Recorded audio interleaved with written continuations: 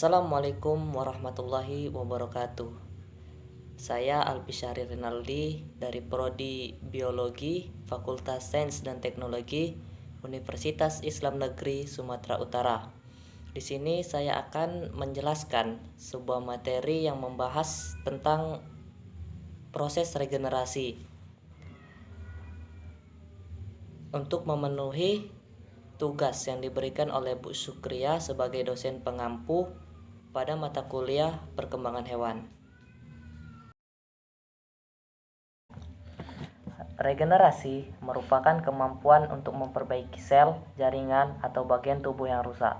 Pada hewan tingkat tinggi, proses regenerasi hanya terbatas pada jaringan saja.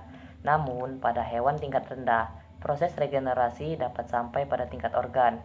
Kerusakan yang diperbaiki itu mungkin berupa pemulihan kerusakan akibat hilangnya bagian tubuh utama seperti anggota badan, atau hanya berupa pergantian kerusakan-kerusakan yang terjadi dalam proses fisiologi biasa.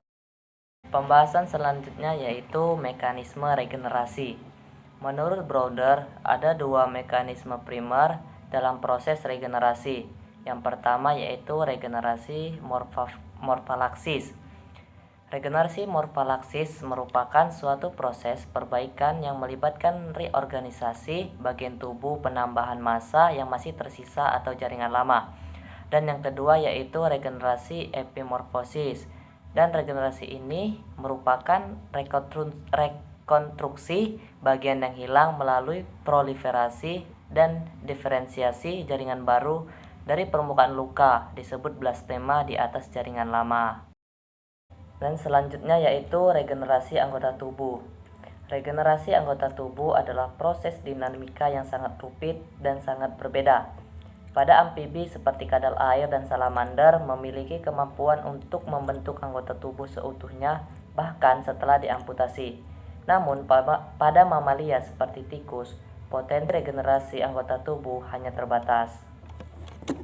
Ada beberapa proses yang terlibat dalam proses regenerasi. Yang pertama yaitu periode penyembuhan luka.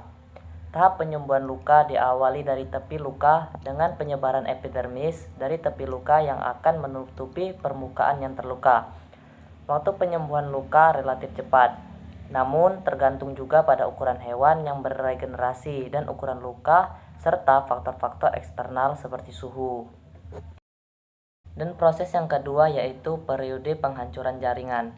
Setelah proses penutupan luka, proses selanjutnya yang sangat penting adalah terjadinya diferensiasi jaringan-jaringan yang berdekatan dengan permukaan luka.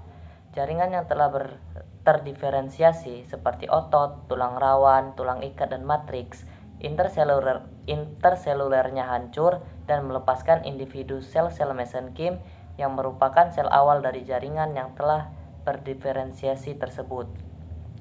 Dan proses yang ketiga yaitu periode pembentukan blastema. Sel-sel mesenkim yang dilepaskan selama diferensiasi tertimbun di bawah epidermis. Kemudian sel-sel akan berproliferasi cepat dan menyebabkan sel-sel mesenkim menonjol. Dan massa sel-sel mesenkim ini disebut blastema regenerasi.